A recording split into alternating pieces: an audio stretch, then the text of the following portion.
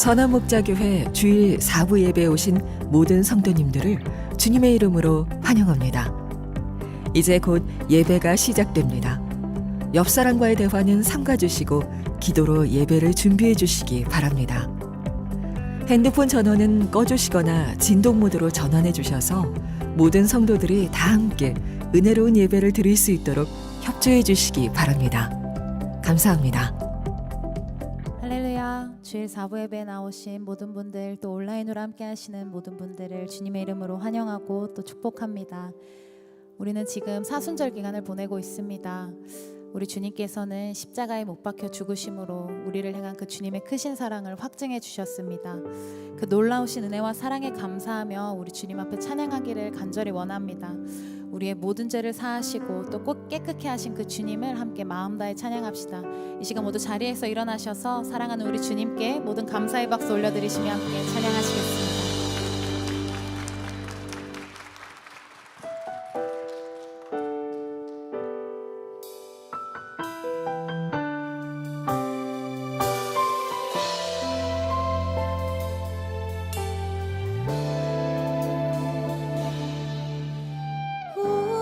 죄 위에 죽으신 주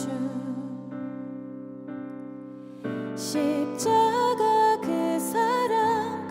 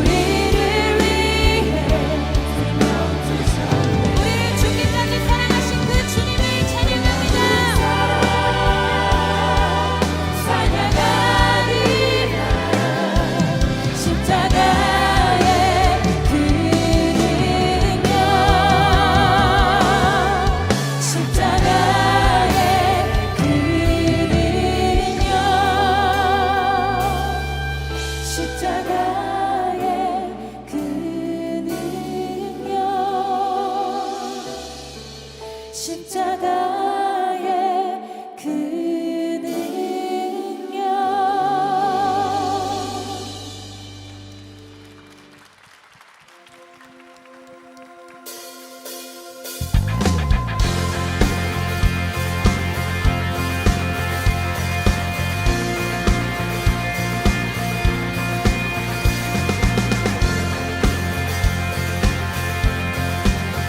우리를 향한 그 주님의 놀라우신 사랑을 찬양합시다.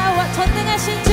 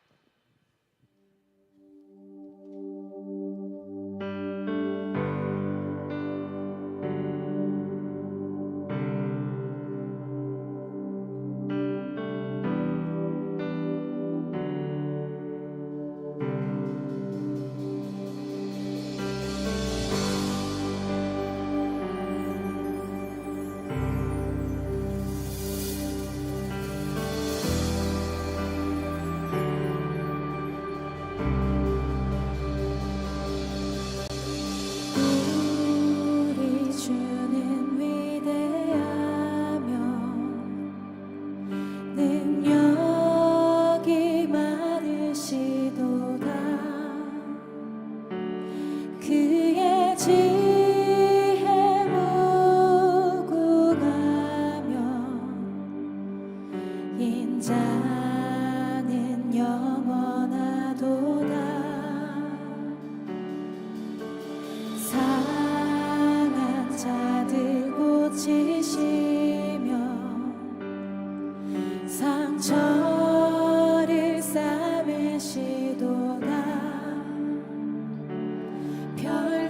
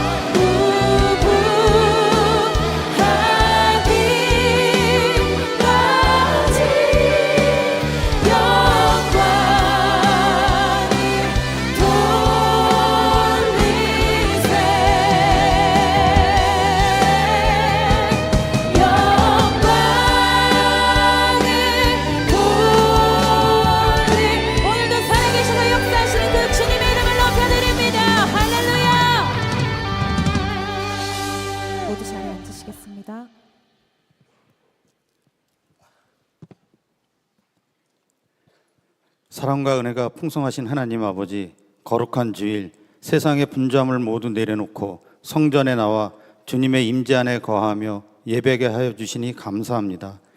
이 시간 저희들의 마음을 열어주시어 주님께서 베풀어 주신 사랑과 은혜를 깊이 깨닫는 거룩한 예배가 되어지게 하여 주시옵소서. 사순절 기간 하나님 임재 안에 거하는 40일 작정 기도를 통하여 주님의 십자가 사랑을 깊이 묵상하며 저희들의 삶이 변화되게 하여 주시니 감사합니다. 언제나 말씀대로 살기를 원하지만 저희들의 완악함으로 기도할 때 기도하지 못하고 감사할 때 감사하지 못하며 세상의 헛된 것을 구하며 살아왔던 무지함을 용서하여 주시고 어떠한 상황과 여건 속에서도 가장 좋은 길로 인도하시는 주님만을 신뢰하며 오직 하나님의 말씀만이 내 삶의 빛이요 길이요 생명임을 깨닫고 하루하루 말씀과 기도를 통하여 신실하고 정결한 삶을 살아가게 하여 주시옵소서. 보내심을 받지 아니었으면 어찌 전파하리요. 기록된 바 아름답도다. 좋은 소식을 전하는 자들의 발이요. 속회 관계전도 축제 2주차 잃어버린 영혼들을 가슴에 품고 기도하게 하여 주시니 감사합니다. 속회원 서로가 합심하여 뜨겁게 중보하며 속회원 모두의 마음속에 잃어버린 영혼에 대한 간절함이 일어나게 하시어 믿지 않는 영혼들이 주님께로 돌아오는 풍성한 전도의 열매가 맺게 하여 주시옵소서. 이 시간 하나님의 마음에 맞는 다윗의 기도라는 제목으로 생명의 말씀을 전하시는 김다희 담임 목사님, 성령의 권능을 덧입혀 주시고 전하시는 말씀에 성령의 은사가 흘러넘치게 하여 주시어 증거되는 말씀이 예배로 모인 각 처소에 하나님의 영으로 충만케 하사 세상의 걱정, 근심, 염려 등을 모두 내려놓고 주님의 임재를 느끼는 귀중하고 소중한 시간이 되어지게 하여 주시옵소서. 우리나라가 하나님의 공의와 정의가 강물처럼 흐르는 나라가 되어지게 하여 주시어 경제적 불안과 사회적 갈등, 도덕적 해이 속에서도 주님의 진리가 이 땅에 밝히 비추게 하시어 서로가 서로를 미워하고 분열하는 것이 아니라 화해와 용서로 하나 되는 우리나라가 되어지게 하여 주시옵소서. 우리 믿음의 다음 세대들을 바벨론 같은 세상에서 굳은 믿음을 가지고 살아가게 해 주시니 감사합니다. 우리 믿음의 다음 세대들이 세상의 가치관에 흔들리지 않고 주님의 말씀 위에 굳게 서서 믿음의 자녀로 주님을 사랑하는 마음을 품고 주님을 바라보는 눈이 열려 세상의 어떠한 유혹에도 무너지지 않는 굳은 믿음을 가지고 미래를 이끌어갈 신실한 일꾼으로 자라날 수 있도록 인도하시고 축복하여 주시옵소서. 오늘 이 예배를 위하여 주차 봉사로 섬기시는 교통국원들, 교회 보이지 않는 곳에서 헌신적으로 섬기시는 모든 교역자와 평신도 사역자들에게 환절기 건강을 지켜주시고 독수리 날개치며 솟아오르듯 새 힘을 부어주시어 주님이 주시는 평안과 기쁨을 누리며 모든 사역을 섬기게 해 주시길 바라고 원하며 우리 주 예수 그리스도의 이름으로 기도드렸습니다. 아멘.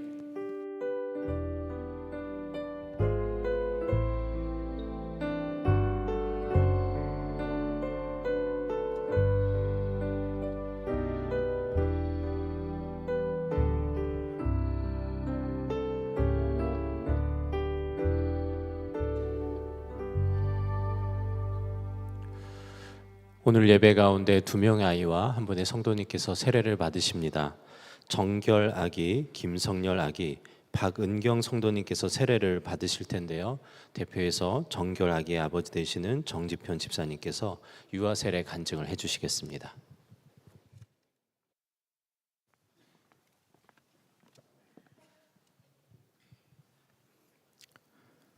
하나님께서는 저희 가정에 결혼 후 4년 만에 첫 아이를 주셨습니다. 아이가 생기기도 전에 죄악이 가득한 어지러운 세상에서 하나님의 자녀로 정결하게 자라나라는 의미로 정결이라는 이름을 지어주었습니다. 어려운 시험관 시술을 통해 임신하였기에 더 큰 기쁨과 감사가 있었습니다. 그런데 임신 7주가 되는 밤에 아내가 하혈을 하기 시작했고 1시간이 넘도록 피가 멈추지 않아 급히 응급실로 가게 되었습니다. 아내가 응급실로 들어가고 병원 로비에 남아 할 수 있는 것은 기도밖에 없었습니다. 하나님, 제발 아기를 살려주세요. 살려주시면 그 이름처럼 하나님의 자녀로 정결하게 살도록 정말 잘 양육하겠습니다. 간절히 기도를 드리는 중에 내 자녀가 아닌 너 자신이 하나님 앞에서 정결하게 구별되어 살기를 원한다라는 마음을 주셔서 저는 순종하겠노라 기도했습니다. 감사하게도 하나님께서는 아기집이 피에 쓸려 내려가지 않도록 잡아주셨고 건강하게 태어나 이때까지 자라도록 매일 은혜를 부어주셨습니다. 게다가 둘째 아이까지 자연 임신을 허락하셔서 4월에 출산이 예정되어 있습니다. 하지만 유아 세례를 준비하며 이런 많은 은혜를 누렸음에도 불구하고 하나님과 멀어져 내 힘으로 자녀를 양육해왔음을 고백하며 눈물로 회개하였습니다. 보라, 자식들은 여호와의 기업이요 태의 열매는 그의 상급이로다. 시편 127편 3절 말씀. 아멘. 하나님의 기업인 자녀를 내가 키운다고 생각했던 교만, 하나님의 상급인 태의 열매를 세상의 방식대로 계산하며 경제적 부담감을 느꼈던 어리석음을 눈물로 회개했습니다. 이런 제 모습을 통해 제 자신의 노력으로는 결코 결의를 하나님이 원하시는 모습으로 자라나게 할 수 없음을, 그렇기 때문에 하나님께서는 병원 로비에서 기도하던 제게 내 자녀가 아닌 너 자신이 먼저 하나님 앞에서 정결하게 구별되어 살기를 원한다라고 말씀하셨음을 깨닫습니다. 이제 부모인 제가 하나님의 말씀만을 기준으로 삼아 하나님을 경외하고 사랑하며 사는 부모가 되도록 하겠습니다. 그리하여 하나님께서 만들어 가실 제 모습을 통해 결의가 하나님의 살아계심을 보며 하나님을 사랑하는 아들로 자랄 수 있게 되기를 소망합니다. 결의를 태초부터 계획하신 하나님께서 결의를 통해 계획하신 모든 일들을 결의의 삶을 통해 하나도 빠짐없이 행하실 줄 믿고 감사드립니다. 하나님 감사합니다. 사랑합니다.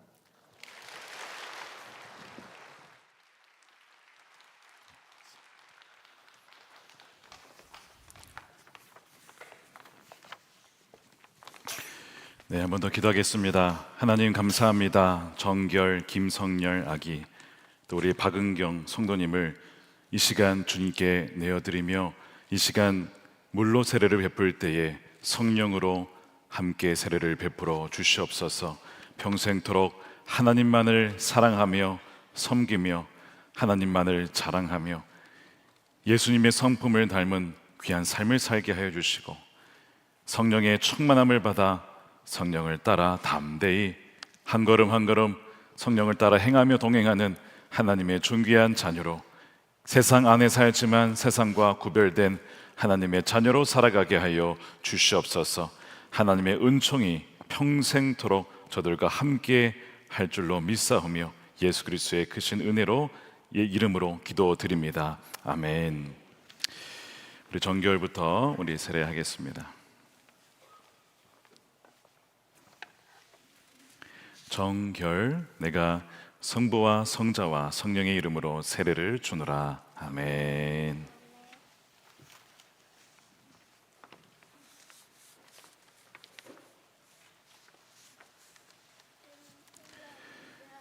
김성열, 내가 성부와 성자와 성령의 이름으로 세례를 주노라. 아멘.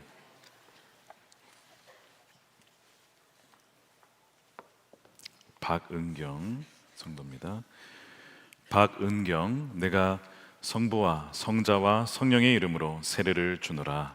아멘. 우리 앞에 우리 성도님들 향해서 서시도록 하겠습니다.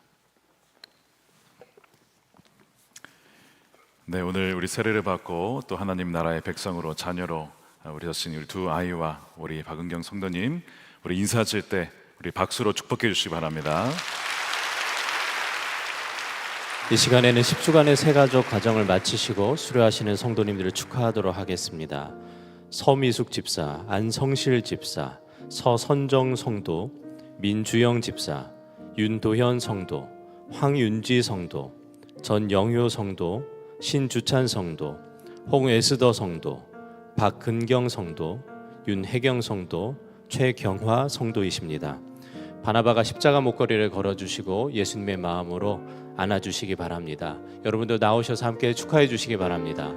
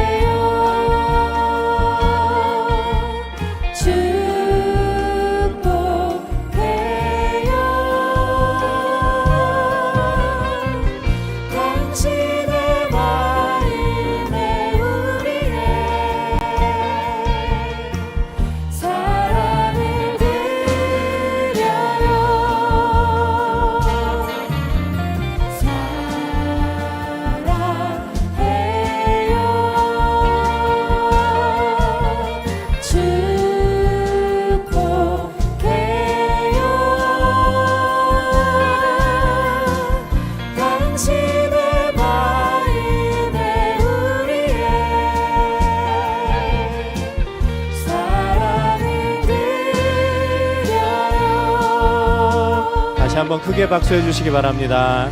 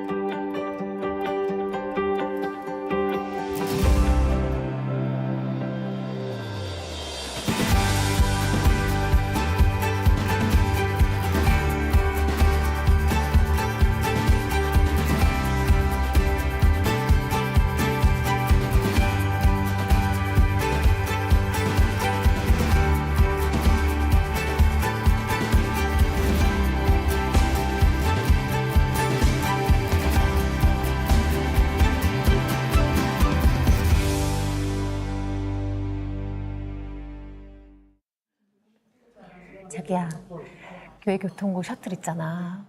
나 그거 운전하시는 분들 너무 멋있더라.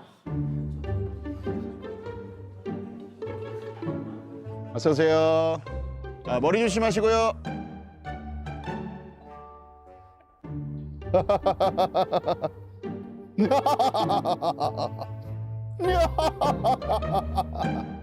찬양 인도자분 기타 너무 잘 치셔. 모든 것이 교사로 섬기시는 그분들도.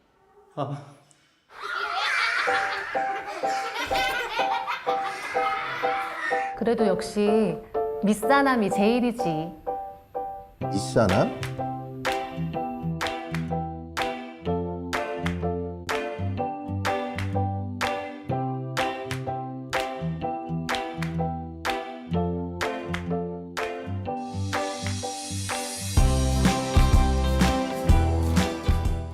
교회 소식을 알려드리겠습니다.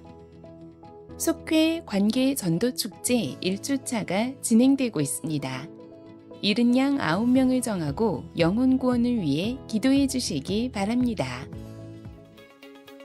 선한목자교회에 처음 오신 새가족 여러분을 환영합니다. 1층 새가족실에 가시면 교회 등록과 교회 생활에 대한 안내를 받으실 수 있습니다. 매일 말씀 함께와 예수 동행일기를 통하여 주님과 동행하는 한 주 보내시길 바랍니다. 영상에서 보셨듯이 이번 주 교회 사랑 위크가 시작이 됩니다. 여러분 지금 부채로 많이 활용하고 계시는 그 리플렛에 보시면은 마음의 성전 체크리스트와 그리고 교회 사랑 약정을 하실 수 있겠습니다. 여러분 마음을 다해서 교회를 사랑하는 마음으로 동참해 주시기 바랍니다. 말씀 함께 사호로가 발간됐습니다. 목자의제 홈페이지에 가시면 정기 구독하실 수 있습니다. 이 시간 다 함께 하나님을 경외하는 마음으로 자리에서 일어서시겠습니다. 오늘 우리에게 주시는 하나님의 말씀은 사무엘하 7장 18절에서 29절까지 말씀입니다. 봉독은 18절에서 22절, 28절에서 29절만 하도록 하겠습니다. 다윗 왕이 성막으로 들어가서 주님 앞에 꿇어앉아 이렇게 기도하였다. 주 하나님, 내가 누구이며 또 내 집안이 무엇이기에 주님께서 나를 이러한 자리에까지 오르게 해 주셨습니까? 주 하나님, 그런데도 주님께서는 이것도 오히려 부족하게 여기시고 주님의 종의 집안에 있을 먼 장래의 일까지 말씀해 주셨습니다. 주 나의 하나님, 이것이 어찌 주님께서 사람을 대하시는 일상적인 방법이겠습니까? 주 하나님, 주님께서 주님의 종을 잘 아시니 이 다윗이 주님께 무슨 말씀을 더 들을 필요가 있겠습니까? 주님께서 세우신 뜻과 목적대로 주님께서는 이렇게 크나큰 일을 하시고 또 그것을 이 종에게까지 알려주셨습니다. 주 하나님, 주님은 위대하십니다. 우리의 귀로 다 들어보았습니다만 주님과 같은 분이 또 계시다는 말은 들어본 적이 없고 주님 밖에 또 다른 하나님이 있다는 말도 들어본 적이 없습니다. 그리고 이제 주 나의 하나님, 주님께서는 참으로 하나님이십니다. 주님께서는 언제나 약속을 지키십니다. 그리고 주님께서 주님의 종에게 이와 같이 놀라운 약속을 하셨습니다. 그러므로 이제 주님의 종의 집안에 기꺼이 복을 내리셔서 나의 자손이 주님 앞에서 영원토록 대를 잇게 해 주시기를 바랍니다. 주 하나님, 주님께서 직접 그렇게 약속하여 주셨으니 주님의 종의 집안이 영원토록 주님께서 내리시는 복을 받게 해 주십시오. 아멘. 하나님의 말씀입니다. 다 함께 자리에 앉겠습니다.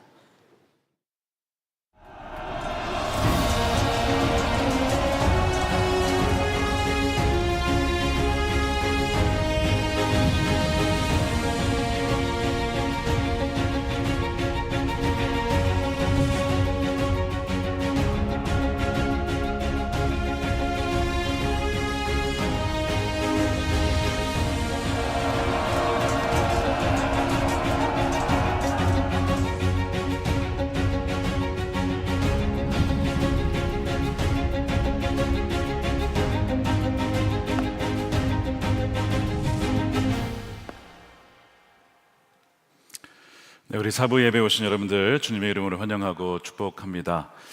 우리 광고 드린 것처럼 믿음으로 사는 남자들, 미사남의 남자들이 가장 멋있습니다. 그래서 여러분 이번에 모집하고 있을 때 오셔서 신청하시면 우리 새벽에, 목요일 새벽에 함께 모여서 기도하고 서로 지지해주고 격려해주는 그런 시간을 갖겠습니다. 우리 목회자들도 저도 함께 참여하는데 더 많은 분들이 이번 학기에 우리 믿음으로 사는 남자들 참여해 주시기를 부탁드립니다.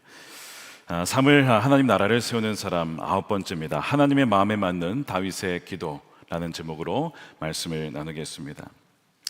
여러분, 하나님을 정말 사랑하십니까? 그리고 그 사랑을 그러면 어떻게 표현하십니까?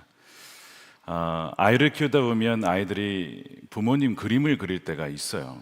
뭐 실력은 형편없지만 저희 아이도 예전에 벌써 지금 다 아이들은 컸는데 저와 또 아내와 가족을 그린 적이 있습니다. 뭐 이런 그림이었습니다. 뭐 어디서나 흔히 볼 수 있는 그런 그림이죠.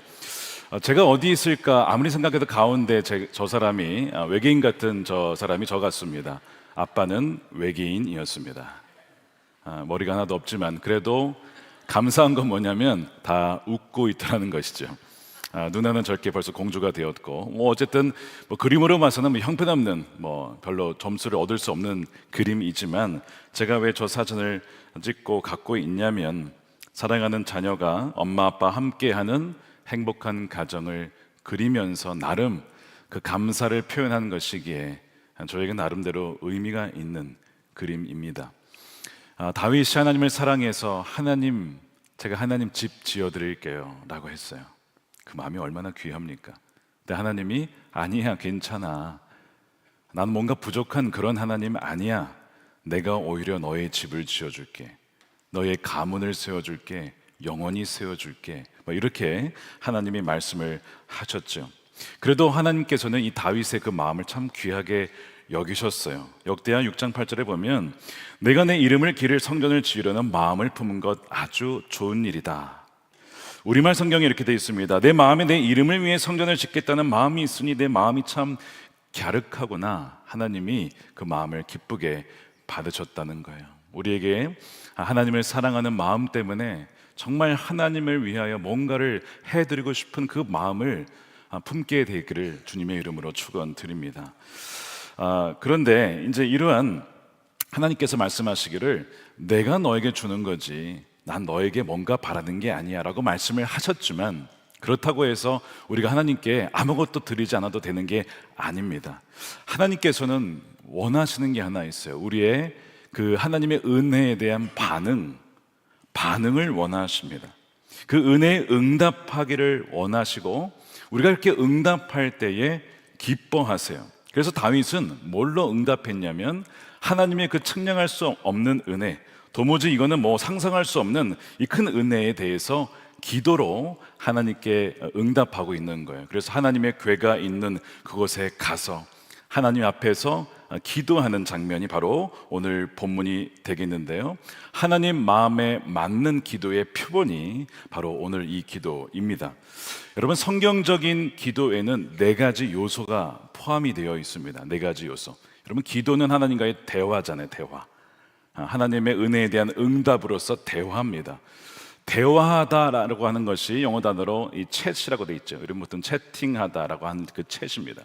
여러분 챗 GPT 때문에 요즘에 많이 유명해졌죠. 이 chat이라는 단어가 CHAT, 이 네 가지 단어에 바로 성경적인 기도의 네 가지 요소가 다 들어있어요.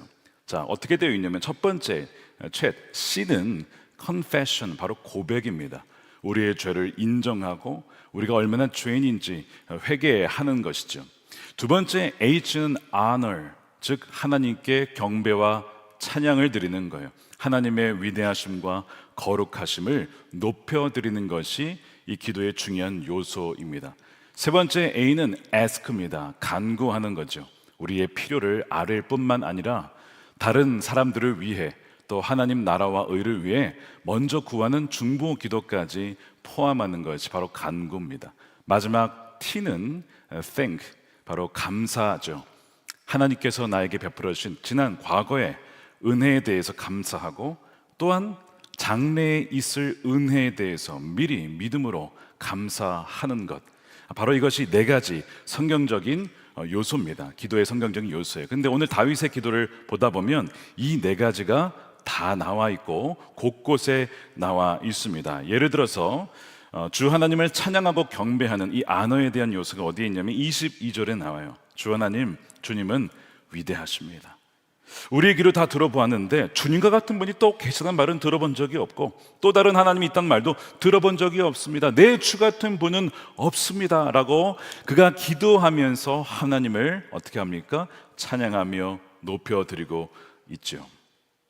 그러면서 또 무엇을 하고 있냐면 후반부에 보면 이 다윗이 특별히 구체적으로 자신의 집안을 위해 간구하는 장면이 나와요. 그런데 이 다윗의 기도는 단지 나의 인생과 나의 집안만을 기도하는 게 아니에요. 그게 어떤 인생의 목적이나 기도의 궁극적인 목적이 아니었습니다. 그 기도를 통해 궁극적인 목적은 하나님 그분의 영광이었어요. 그분의 이름이 높아지는 것이고 알려지는 것이었습니다. 자, 그것이 25절 6절이에요. 주 하나님, 주님께서 주님의 종과 종의 집안에 약속해 주신 말씀이 영원히 변치 않게 해 주십시오. 그래서 사람들이 만군의 주님께서 이스라엘의 하나님이시다라고 외치며 주님의 이름을 영원토록 높이게 해 주십시오. 저희를 통하여, 저희 가정을 통하여 영원토록 주님의 이름이 높이게 되는 것, 이것이 다윗의 기도의 궁극적인 목표였던 것이죠. 이것이 하나님의 마음에 맞는 기도이자 하나님의 나라를 세우는, 자신의 인생만이 아닙니다. 하나님의 나라를 세우는 기도인 것이죠. 자, 그러니까 이 네 가지 고백과 그 다음에 찬양과 간구와 감사, 이 네 가지가 이 다윗의 기도에 나와 있기 때문에 사실 오늘 본문은 적어도 2편에서 3편 정도 나눠서 말씀을 나눠야 될 이 말씀인데, 너무나 아쉽게도 오늘 한 번만 다루기 때문에 다 다룰 수 없고 그 중에서도 일부분에 좀 집중을 하고자 합니다. 바로 다윗의 고백과 감사에 대한 부분이에요. 자, 그것이 18절입니다. 저는 이제 오늘 이 18절 중심으로 좀 말씀을 나누려고 합니다. 다윗 왕이 성막으로 들어가 주님 앞에 꿇어 앉아 이렇게 기도하였다. 주 하나님, 내가 누구이며 또 내 집안이 무엇이기에 주님께서 나를 이러한 자리에까지 오르게 해 주셨습니까? 이 다윗의 이 기도에는 겸손한 고백이 담겨 있고, 그리고 하나님께 대한 감사가 담겨 있어요. 여러분, 이 겸손한 고백과 감사가 하나님 마음에 맞는 기도의 굉장히 중요한 요소입니다. 왜 바리새인의 기도가 아니라 세리의 기도를 주님이 들으셨습니까? 하나님이 그의 겸손한 기도, 나는 자격이 없는 자입니다, 그 기도를 하나님이 들으신 거거든요. 물론 다윗은 여기서 자신의 죄를 회개한 것은 아닙니다. 그런데 하나님의 그 놀라운 계획이 어떻게 저와 저희 가정을 중심으로 일어날 수 있습니까? 어떻게 그런 일이 저희 가정 가운데 일어날 수 있습니까? 라고 하는 그 믿을 수 없는, 동시에 그것이 어떻게 우리에게 부어졌는지 그 은혜가 너무 커서 숨쉬기 어려울 정도입니다 라고 하면서 저는 받을 자격이 없는 자입니다 라고 다윗이 지금 겸손히 고백하고 있는 거죠. 깊은 겸손이 있어요. 여러분, 이것은 당연한 고백이 아니에요. 왜냐하면 지금 다윗이 어떤 상황이에요? 왕이 됐습니다. 승승장구합니다. 원수가 없습니다. 평안합니다. 이렇게 너무나 좋은 환경 속에서 사람들은, 여러분, 이런 환경이 놓이면요, 겸손해지지 않습니다. 반대가 되죠. 교만해집니다. 이것이 마치 내가 잘해서 된 것 마냥, 내 능력 때문에 된 것 마냥, 나의 어떤 지혜 때문에 된 것 마냥, 내가 뛰어나서 된 것 마냥 그렇게 교만해지기 십상이에요. 그래서 다윗도 사실은 지난 20여 년간 광야를 지나며 내가 그 광야를 지나왔습니다. 내가 사울의 폭정도 이겨냈고 악을 악으로 갚지 않고 그렇게 내가 지금 살아왔으니 거기에 대한 보상이 아니겠습니까? 라고 생각할 수 있고 고백할 수도 있는 건데, 그게 아니라고 고백하는 것은 굉장히 진귀한 고백인 거예요. 사실 열의 여덟은 이렇게 반응할 수 없습니다. 당연하다고 여길 거예요. 어거스틴이 교만을 이렇게 표현했습니다. 자신의 탁월함에 대한 사랑이 바로 교만이다. 자신의 탁월함에 대해서 취하면서 나타난 상태가 교만이라고 하는 거예요. 그래서 고대 그리스 철학자들은 이 자부심에 대해서 굉장히 좋은 미덕이라고 봤습니다. 반면에 겸손은 이건 나약한 사람들의 성품이라는 거예요. 겸손은 미덕이 아닙니다. 그 당시에 오히려 자부심을 갖고 자신을 드러내는 것이 훨씬 더 나은 것이지 겸손을 나타내지 않았다는 거예요. 근데 여러분, 지금 다윗과 같은 상황 속에서 다윗이 이렇게 겸손하게 주님께 나아가는 것은 이건 정말 보기 드문 장면이죠. 그렇기 때문에 다윗에게 이 놀라운 은혜가 계속 부어졌던 것입니다. 사실 이 다윗처럼 형통한 시기가 가장 위험한 때예요. 여러분, 잠언 4장 23절에 뭐라고 되어 있습니까? 무릇 지킬 만한 것 중에 뭘 지키라고 했죠? 마음을 지키라고 했어요. 존 플라벨이라고 하는 청기도가 책을 썼는데 마음 지키기, 내 마음 다스리기, 이런 책을 썼습니다. 거기에 보면 이 마음 지킨다라는 주제를 가지고 책을 썼는데 그런 얘기를 해요. 노아 때 홍수 심판을 하나님 왜 하셨냐? 이런 얘기가 나오잖아요. 사람들의 마음으로 생각하는 모든 계획이 악했기에 심판을 당했다는 거예요. 우리의 마음을 지키지 않으면 우리의 마음에 가득 찬 것이 입술로 나오고요, 표정으로 나오고요, 행동으로 나오고, 그것이 결국은 심판을 불러온다라고 하는 것이거든요. 그러면서 이제 이 존 플라벨이 무슨 얘기를 하냐면, 우리 신자들이, 믿는 사람들이 마음을 특별히 지켜야 될 순간들이 있다는 겁니다. 어떤 때냐? 공격을 당할 때. 여러분, 어떤 인신 공격을 당하십니까? 위기로 인해서 두려울 때에, 불평이 솟구쳐 오를 때, 상처받아 원한을 품게 될 때, 분노가 치밀어 오를 때에, 그때 마귀가 여러분들의 마음을 탐할 수 있어요. 의심에서 오는 절망 속에 있을 때, 죽음의 위기에 있을 때, 이때 마음을 지켜야 되는데, 특별히 언제 가장 마음을 지켜야 되느냐? 형통하고 잘 될 때입니다. 이때 교만을 통해서 마귀는 그 사람을 넘어뜨려서 하나님으로부터 멀어지게 만들기 때문에 그래요. 그래서 열의 여덟은 교만 때문에 넘어지고 떨어져 나간다는 것입니다. 얼마나 두려운 일인지 몰라요. 그래서 마귀와 세상은 계속해서 우리가 누구인지를 두 가지 방식으로 얘기를 해요. 마귀가 세상에서 이겁니다. 하나는 너 같은 자는 없어, 너가 최고야, 그러면서 우리의 교만을 부추깁니다. 근데 또 한편으로 완전 반대입니다. 우리가 어떤 힘들어졌을 때, 우리가 고난의 시기를 지날 때, 우리가 광야를 지날 때는 또 마귀가 어떻게 목소리를 바꾸는지 아십니까? 너 같은 것은 쓸모없어, 이렇게 바꿉니다. 기가 막히죠. 아니, 언제는 내가 최고라며, 그런데 이제는 내가 필요 없다는 거야. 너의 상황을 봐. 너 가진 거 뭐 있어? 뭐 너 능력이 있어? 뭐 영향력이 있어? 너 이제 쓸모가 없는 거야. 마귀가 이런 식으로 우리는 누구인가를 우리의 상황에 따라서 거짓 속삭임으로 우리를 무너뜨려서 우리의 인생을 끝내려고 하는 것이 마귀의 거짓 속삭임이에요. 여러분, 혹시 이 두 가지 음성을 듣는 분이 계십니까? 지금 지난 한 주간 여러분, 분별하십시오. 물리치십시오. 마귀의 음성을 쫓아내십시오. 주의 말씀으로 물리치시기를 축복합니다. 복음의 메시지는 우리에게 역시 우리가 누구인가, 나는 누구인가를 비슷하게 얘기를 해요. 근데 완전히 다르죠. 복음은 우리에게 나는 누구인가를 무슨 얘기를 하냐면, 나는 끔찍한 죄인이라는 거예요. 나 같은 죄인이 없다는 거예요. 근데 동시에 그런데 나같이 사랑받는 존재는 없다는 겁니다. 이게 복음이 우리에게 말하는 얘기예요. 정말 내가 주님을 배신하여서, 반역하여서 정말 내가 죽어야 할 정도로, 그래서 예수님이 대신 죽으셔야 할 정도로 하나님께 끔찍하게 반역한 죄인이지만 동시에 하나님께서 우리는 너무나 사랑하셔서 자신의 아들을 내어주시기까지 나는 하나님의 사랑받는 자녀야. 이것이 복음 안에 우리의 정체성인 줄로 믿습니다. 우리가 이 두 가지를, 이 복음을 분명히 붙잡게 되면 어떤 일이 벌어지느냐? 우린 절대 교만할 수 없습니다. 우리가 어떤 자인지를 아니까요. 우린 죽을 수밖에 없는 자예요. 우리 하나님께 반역한 존재입니다. 벌써 죽어도 죽었을 사람들이에요. 절대 교만할 수 없고, 동시에 우리가 얼마나 사랑받는 자를 알면 열등감에 빠질 필요도 없어요. 자기 비하에 빠질 수도 없습니다. 나처럼 하나님이 나를 사랑하는데 내가 왜 열등감에 빠지겠어? 하나님이 나를 사랑하신대. 그래서 이것이 우리의 이 삶을 지탱해주고 잡아주는 것이죠. 지금 다윗이 이 복음 안의 정체성을 붙들고 있는 거예요. 그의 기도에 뭐가 담겨 있냐면, 주 하나님, 제가 누구이길래? 라는 이 고백 속에는, 하나님, 저는 이런 은혜를 받을 자격이 없는 사람입니다 라고 하는 겸손한 고백.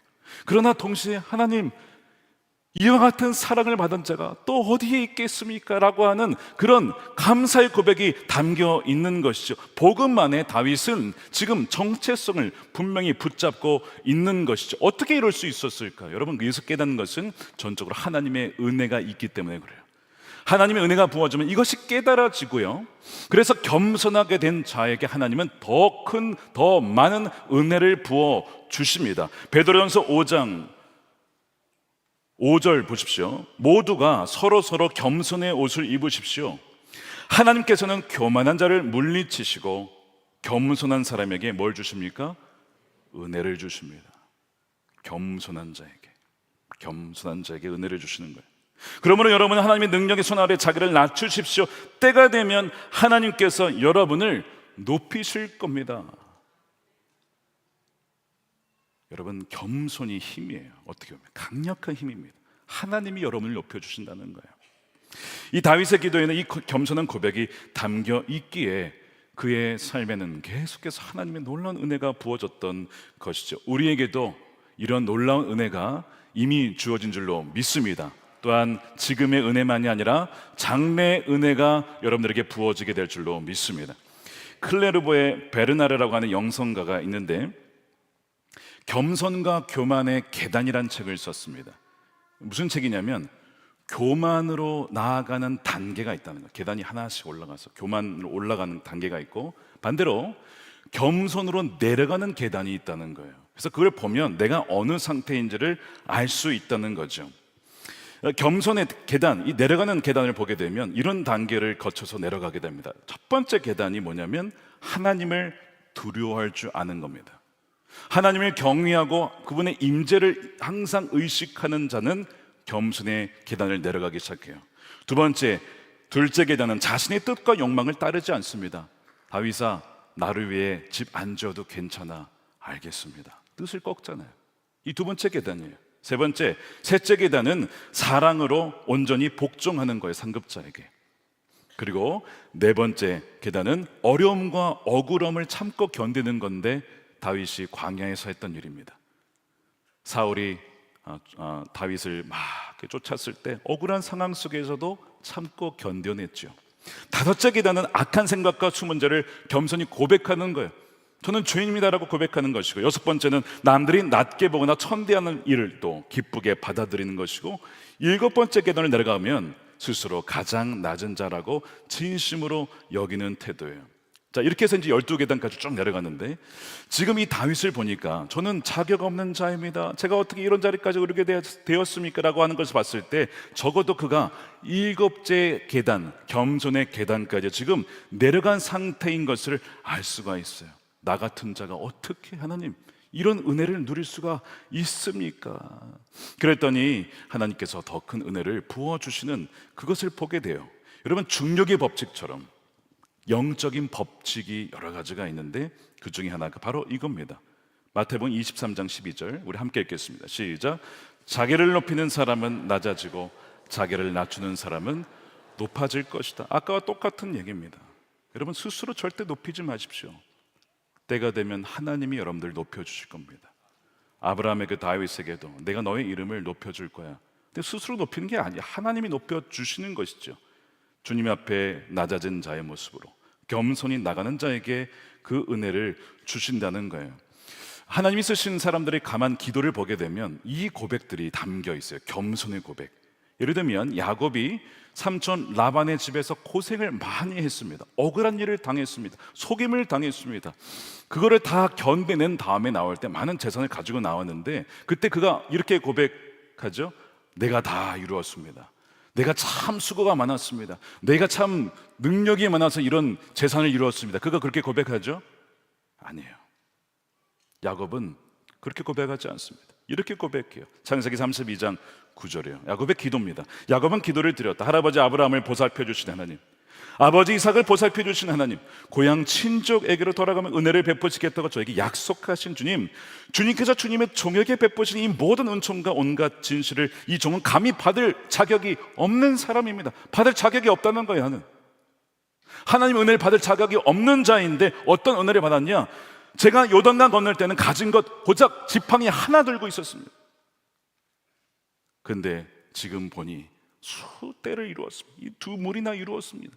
이것이 다 하나님의 은혜인데 저는 감히 받을 자격이 없는 자입니다. 어떤 인식이 있냐면 저는 속인 자입니다. 전 죄인입니다. 형의 것을 뺏은 자입니다. 그런 겸손의 죄의 자각과 인식, 그런데 저에게 어떻게 이런 은혜를 주셨습니까? 이게 야곱의 기도 안에 있었어요. 그 다음에 주어주신 게 뭡니까? 더 큰 은혜 주신다고 했죠? 야곱아, 내가 너의 이름 바꿔줄게. 넌 이제 이스라엘이야. 너의 후손을 통해 나라가 세워진다. 야복강가에서 하나님 이름을 바꿔주죠. 인생을 완전 바꿔주시는 거예요. 지난 3월 초에 장로 취임식이 있었습니다. 근데 그때 이제 이 간증하신 분이 한 분만 계셨기에 좀 아쉬웠는데, 이 다음 날 장로 부부 수련회가 있었어요. 월요일 날. 그때 이제 6번 중에 2분이 주가적으로 간증을 해주셨어요. 참 은혜가 됐습니다. 그 중에 한 분이 이런 간증을 하시는 거예요. 장로 취임을 앞두고 기도하면서 하나님께서 어떤 마음을 나누게 하시나 기도를 하는데 생각난 에피소드 3개가 있더랍니다. 그 중에 하나가 뭐였냐면 30년 전 이야기예요. 이분이 군대에 있을 때 얘기입니다. 군대에 있을 때 찬양 인도로 이제 이 교회를 섬겼답니다. 그리고 이제 그때쯤에 자기가보다 한 달 늦게 들어온 그 동기형 같은 친구가 있는데, 이 친구가 예배를 드리면 늘 이렇게 앞자리에 앉아서 이렇게 예배를 드리면서 말씀을 적기도 하고 고개를 끄덕끄덕 하기도 하고 그렇게 예배 잘 드렸대요. 그렇게 이제 예배를 드리는데 어느 날이었습니다. 어느 때처럼 예배 앞부분에 이제 나는 찬양을 하고 이제 앉아 있는데, 대부분 이런 군대 교회 가시면 많이 잡니다. 피곤하니까. 대부분 다 깊은 영적인 그 주님의 만남을 가지고 있는데, 갑자기 그날도 그렇게 드리고 있는 상황 속에서 다 자고 있는데 옆에 있던 친구가 갑자기 벌떡 일어나더니 아멘 하더라는 거예요. 깜짝 놀랐답니다. 자기도 자다 깨가지고 얘가 왜 일어나 도대체. 자기가 지금까지는 예배 시간에 이렇게 크게 아멘 할 수 있구나 하는 걸 전혀 생각을 못했다고 해요. 그러면서 갑자기 그 30년 전에 그 친구가 생각이 나더래요. 도대체 어떤 대단한 말씀을 들었길래, 대단한 통찰 있는 말씀을 들었길래 그렇게 아멘을 했을까? 아니었겠죠. 그냥 평범한 말씀이었을 겁니다. 그런데 그의 마음에는 그것이 주의 음성으로 들리고 아멘 하며 그렇게 기뻐하던 그 모습이 장로 취임을 앞두고 생각이 나더래요. 그러면서 이런 고백을 울먹울먹 하시면서 그분이 장로님이 이렇게 고백하시는 거예요. 그 이후로 30년이 지났습니다. 저는 여전히 군에 있었던 그 친구보다 못한 믿음을 가진 자입니다. 근데 어떻게 제가 무엇이 간데 저를 장로로 세워주셨습니까? 이제는 주님께서 외치라가면 외치고 가라면 가는 그 믿음을 가지라 말씀하십니다. 돌들보다 나은 믿음을 주님께 구하며 나아갑니다. 이렇게 겸손히 고백을 하시더라고요. 다른 장로님도 고백을 하시면서 저는 그냥 주부입니다. 저는 별로 내세울 것이 없습니다. 저희 친정어머니도 너 그만둬라 이렇게 말할 정도로 그렇게 내세울 게 아무것도 없는 자인데 어찌 저를 불러주셨습니까? 다 막 이런 내가 자격이 있어서 장로가 된 거다 뭐 이런 얘기 하신 분이 한 분도 없이 다 자격 없는 자들이라고 그렇게 고백을 하시는 것을 들었어요. 들으면서 다 공감했습니다. 저나 목회자들이나 장로님들 어느 누가 자격이 있어서 그 자리에 서 있는 것이겠습니까? 전적으로 하나님의 은혜인 것이죠. 다윗이나 야곱이나 측량할 수 없는 은혜를 받았는데 사실 우리도 다 그런 은혜를 받은 거예요. 주님께서 이끌어 주셨기에 주님을 알게 된 거예요. 우리가 주님 선택한 게 아닙니다. 주님 뭐라고 하셨습니까? 너희가 나를 택한 게 아니고 내가 너희를 택하여 세운 것이다. 주님께서 우리를 택하여 주신 은혜가 있어요. 다윗은 원수로부터 보호를 받았지만 우리는 영적인 공격으로부터, 마귀로부터 보호를 받고 있습니다. 더 나아가서 우리의 삶 전체는요, 하나님께서 다 우리에게 주신 거예요. 받지 않은 것이 하나도 없습니다. 고린도서 4장 7절 보실까요? 누가 그대를 별다르게 보아줍니까? 그대가 가지고 있는 것 가운데 받아서 가지지 않은 것이 무엇이 있습니까? 모두가 받은 것이라면 왜 받지 않은 것처럼 자랑합니까? 여러분 혹시 무엇을 자랑하셨습니까? 우리 그럴 수 있죠. 뭔가를 이렇게 막 드러내고 싶은 거예요. 근데 다 이게 누가 준 거예요? 하나님이 주신 건데 마치 내가 한 것 마냥 왜 자랑하느냐는 것이죠. 우리의 삶도 생명도 호흡도 재물도 가정도 가족도 다 하나님이 주신 것이죠. 주님의 전적인 은혜로 우리는 존재하는 거예요. 그래서 에베소 2장 8절에 여러분은 믿음을 통하여 은혜로 구원을 얻었습니다. 이것은 여러분에게서 난 것이 아니라 뭐라고요? 하나님의 선물입니다. 행위에서 난 것이 아닙니다. 그러므로 아무도 자랑할 수가 없습니다. 다윗은 도무지 하나님의 은혜가 이해가 되지 않았어요. 어찌 나에게 이런 은혜를 주실까? 하나님은 공의로우신 분이신데, 그래서 사울이 불순종했을 때 그로부터 그분의 은총을 거두어 가셨거든요. 거두어 가셨잖아. 이게 일반적으로 하나님이 사람을 대하는 방식인데 19절에 뭐라고 하냐면 어찌 이것이 주님께서 사람을 대하시는 일상적인 방법이겠습니까? 저도 사울보다 더 나은 자가 아닌데 그는 은총을 거두어 가셨는데 왜 저는 거두어 가지 않고 오히려 더 부어주십니까? 어찌하여 저에게 이런 은혜를 주십니까? 라고 하는 거죠. 그러면서 저뿐만 아니라 저의 장래의 멀 일까지, 집안의 먼 장래의 일까지 말씀해 주시고 약속해 주신 것이 이게 얼마나 큰 은혜인지 모릅니다 라고 고백하는 거예요. 자, 그 다음에 20절 한번 보십시오. 20절이 저는 이제 오늘 말씀을 준비하며 깊이 돌아보게 되었던 말씀이에요. 자, 20절 이렇게 되어 있습니다. 주 하나님, 주님께서 주님의 정을 잘 아시니. 이 다윗이 주님께 무슨 말씀을 더 드릴 수가 있겠습니까? 이런 얘기를 해요. 여러분, 주님의 정을 잘 안다. 이게 그냥 읽으면 이렇게 읽을 수가 있어요. 주님, 제가 정말 지금까지 주님의 약속을 기다리면서 신실하게 정말 인내하며 달려온 거 아시잖아요. 하나님 잘 아시죠? 제가 어떻게 살았는지 이제는 내가 보상받을 만 하잖아요. 이렇게 읽을 수 있어요. 주님 저를 잘 아시잖아요. 여러분 그게 아닙니다. 전혀 아닙니다. 완전 반대입니다.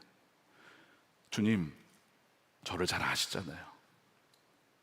제가 얼마나 큰 죄인인지 아시잖아요.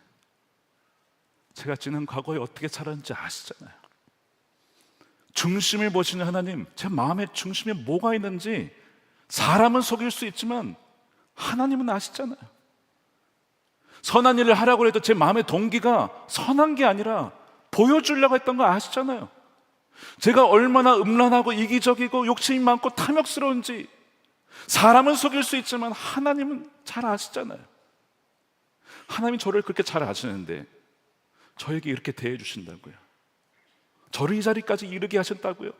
저뿐만 아니라 대대로 저희 자손들에게 그렇게 하신다고요.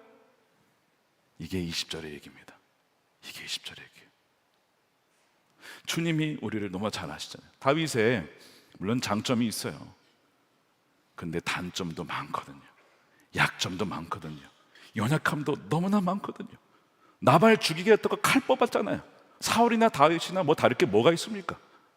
나중에 밧세바 음란 그 마음 다윗에게 있다는 걸 다 하나님이 왜 모르시겠냐고. 우리의 전체를 다 하시고 일인생을 다 하시고 중심을 아시는 그 하나님께서 다윗의 그 마음을, 그 음란한 마음을 왜 몰랐겠냐고. 그런데도 나에게 이렇게 대해 주시니 제가 무슨 말을 더 할 수가 있겠습니까, 주님?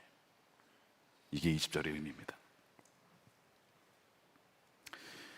저는 이 본문의 다윗의 고백을 묵상하며 생각나는 장면들이 사실 굉장히 많았습니다.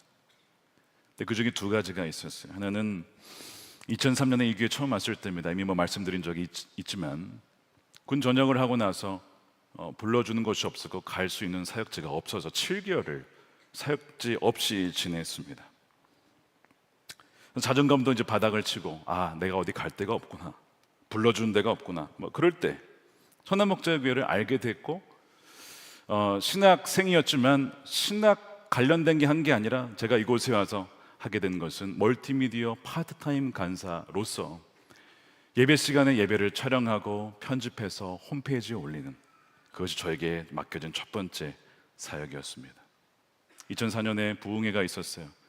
부흥회에 참여하면서 그 예배에 참여하고 촬영하고, 그리고 이제 예배를 마치고 기도하는데, 그때는 본당이 6층이었습니다. 그리고 앞뒤가 바뀌어 있어요. 지금보다. 지금의 강대상 위치가 바로 음향 부스였어요. 그곳에서 예배를 마치고 기도를 하는데 그렇게 눈물이 나는 거예요. 아니 사실 뭐 카메라 찍고 편집하는 게 뭐가 대단히 그거라고, 그렇게 은혜가 되면서 하나님, 제가 무엇인데 이런 중요한 일을 맡겨주셨습니까? 저를 써주십니까? 하나님 너무 감사합니다 하면서 무릎 꿇고 막 펑펑 울었던 그 장면이 처음에 생각이 났어요. 두 번째는 2021년 5월에 청빙위원회 전화 받았을 때요. 1순위로 됐다는 거예요. 무슨 얘기냐고, 무슨 1순위냐고. 담임 목사랍니다. 그래서 제가 듣고도 어안이 벙벙했어요. 믿어지지가 않는 거예요. 왜 저한테 전화를 했지? 그러면서 여러 가지 생각이 들었으면, 하나님, 저보다 뛰어난 목사님들은 더 훨씬 많잖아요. 말씀도 은혜롭게, 말씀도 잘하시고 추진력 있고 성품 좋고 인내하며 온유하며 사랑 많은 목사님들이 그렇게 많은데 왜 저를 부르셨습니까? 라는 생각과, 두 번째, 주님은 저를 잘 아시잖아요. 제가 얼마나 사랑이 없는지, 제가 얼마나 이기적인지, 제가 얼마나 탐욕스러운지, 제가 얼마나 정욕이 많은지 주님 잘 아시잖아요. 저의 삶을 다 보셨잖아요. 제 마음의 중심에 뭐가 있는지 다 아시잖아요. 그런데도 저를 부르셨다고요. 제가 섬기는 성도들에게 물어보면 다 합니다.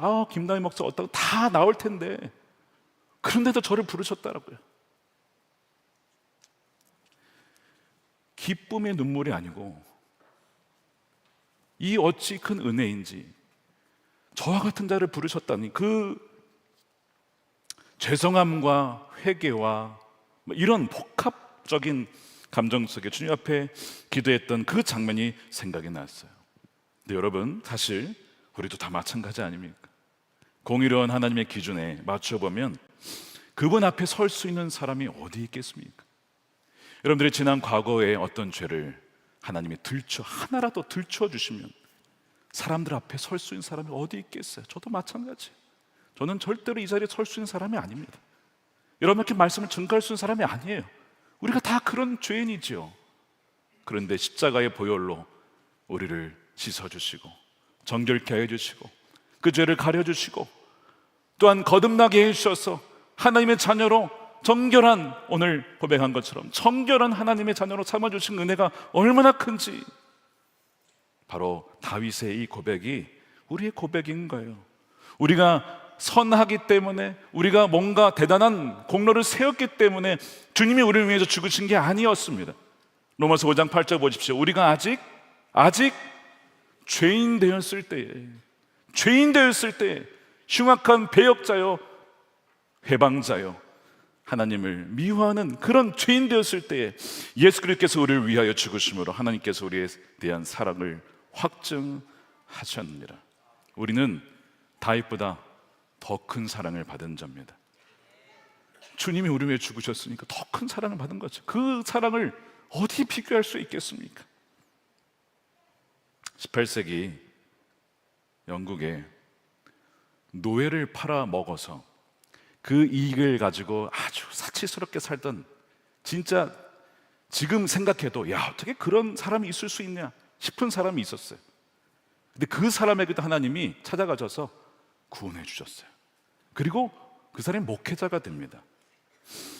설교를 하고 나면 그 설교문을 가지고 찬송 작사를 하는 거예요. 근데 이제 어느 날은 설교를 역대상 17장 16절, 오늘 이 사무엘하 7장과 쌍둥이 본문이에요. 동일한 내용이 나옵니다. 그걸 가지고 설교를 한 다음에 찬송가를 지어야겠다라고 지은 찬송가가 나 같은 죄인 살리신입니다. 존 뉴턴의 Amazing Grace죠. 그가 나를 구원해 주신, 내가 얼마나 추악하고 정말 죽어 마땅한 죄인에도 불구하고 나를 구원하신 그 은혜에 너무 감사해서 이 찬송가를 지었는데 3절 가사가 우리나라 찬송가에 이렇게 되어 있죠. 이제껏 내가 산 것도 주님의 은혜라, 또 나를 장차 본향에 인도해 주시리. 근데 이게 이제 번역을 하다 보니까 원래의 의미를 상당히 다 버리고 말았습니다. 본래의 원문 가사는 이렇게 되어 있어요. 수많은 위험과 고된 수고와 덫을 지나 나는 이미 여기까지 왔네. 지금까지 나를 안전하게 지켜준 것은 하나님의 은혜였으며 그 은혜가 마침내 나를 본향으로 인도하시리라. 인도하시리라. 나 같은 죄인 살리신 하나님의 은혜, 그것을 그가 찬송가로 이 고백을 하는 건데, 여러분 이 존 뉴턴의 찬송가를 가만히 읽다 보면 이 네 가지 요소가 다 들어가 있어요. 자신에 대한 죄에 대한 고백, 감사, 찬양, 간구. 나를 본향까지 인도하실 것입니다. 하나님의 은혜는 너무나 놀랍고 주님만이 영광을 받으셔야 됩니다 라고 하는 고백인 것이죠. 사랑하는 여러분, 우리도 동일하게 십자가 예수 그리스도 안에서 이 은혜를 받은 자들입니다. 내가 누구에게 여기까지 왔는가라고 이 질문을 통해 기도하기 시작할 때 우리의 교만이 깨어지고 우리의 감사가 회복이 되어지며 하나님께서 더 큰 은혜를 베풀어 주실 것입니다.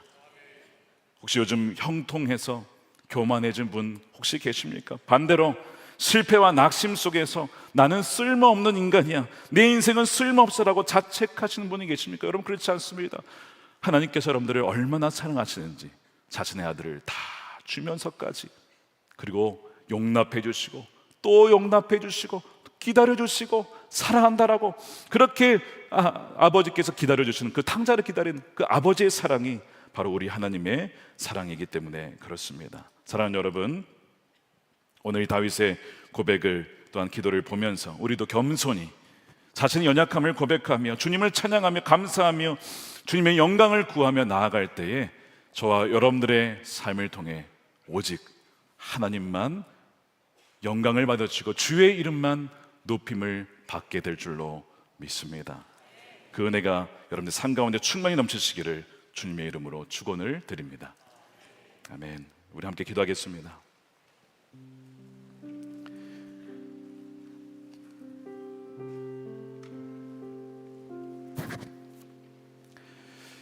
우리 두 가지 놓고 기도하겠습니다. 첫 번째는 고백입니다. 주님, 제가 얼마나 흉악한 죄인인지 주님 잘 아시죠? 이 시간 고백합니다. 그렇습니다, 주님. 제가 그런 흉악한 죄인임을 이 시간 고백합니다. 나는 더 나은 사랑과 은혜를 받을 자격이 없음에도 불구하고 주님께서 나를 이렇게 사랑해 주시니 주님 너무나 감사합니다. 이 시간 우리의 죄를 고백하면서 기도했으면 좋겠고, 두 번째는 감사와 찬양이에요. 주님은 저를 잘 아시면서, 제가 어떤 자인지 잘 아시면서 저를 이런 자리에까지, 지금까지, 여기까지 인도해 주셨습니까? 하나님 감사합니다. 하나님 찬양합니다.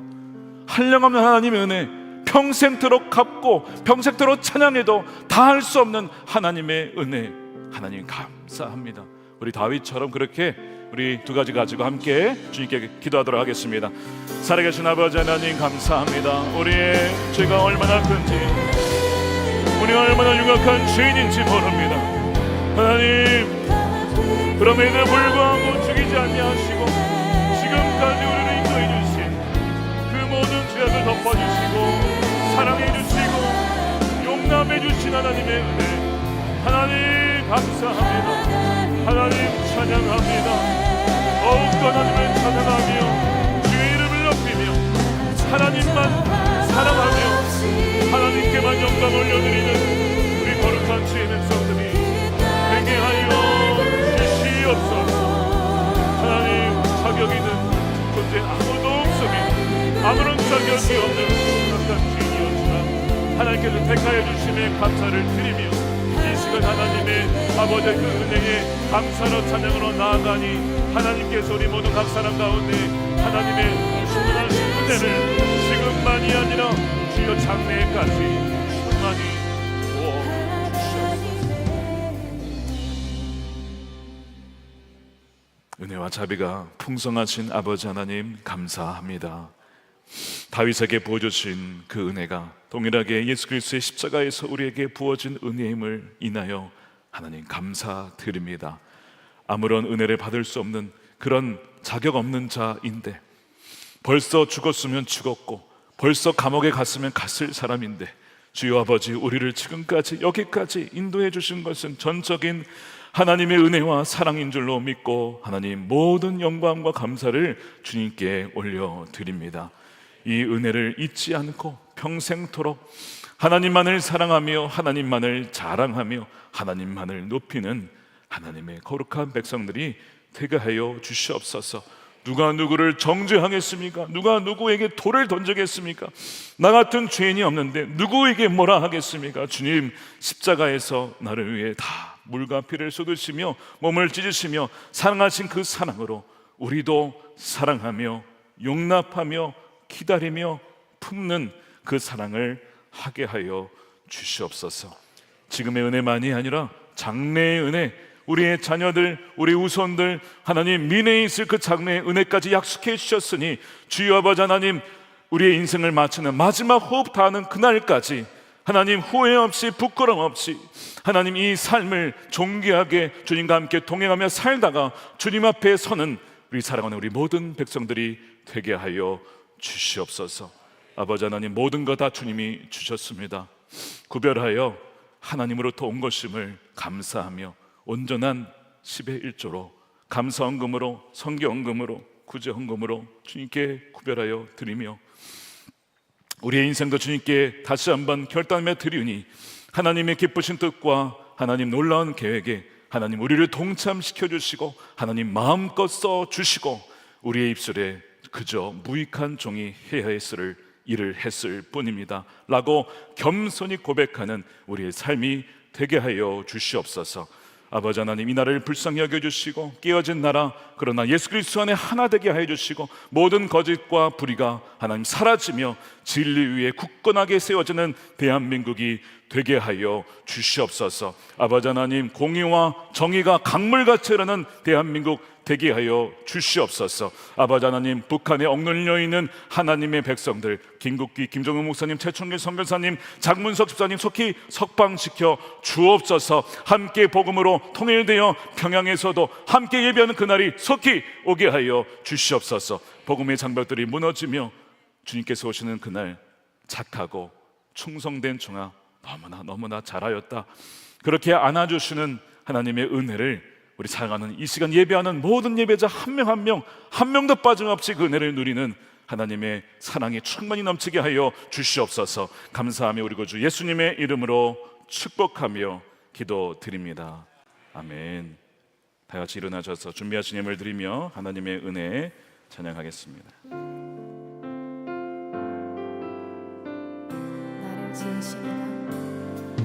나를 지으시니가 하나님 나를 부르시니가 하나님이십니다. 나를 부르시니가 하나님 나를 보내시니도 하나님 나를 보내시니도 나의 나된 것은 하나님의 은혜입니다. 나의 나된 것은 하나님의 은혜라.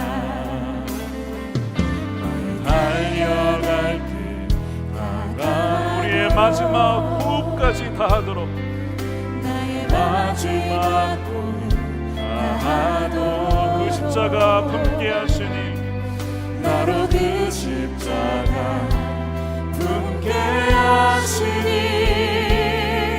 나의 나된 것은 하나님 그렇습니다. 그 손 들고 찬양합니다. 한량 없는 은혜 없는 은혜 갚을 길 없는 은혜 내 삶을 애워싸는 내 삶을 애워싸는 하나님의 은혜 난 주저함 없이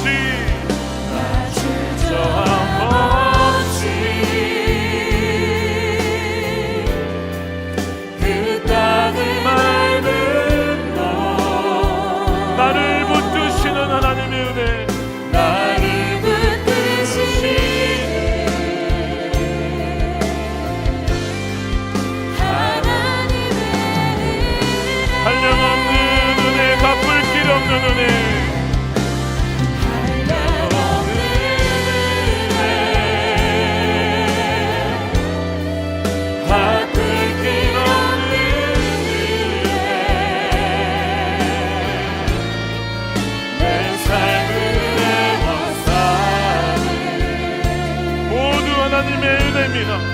하나님의 은혜 주저없이 가겠습니다.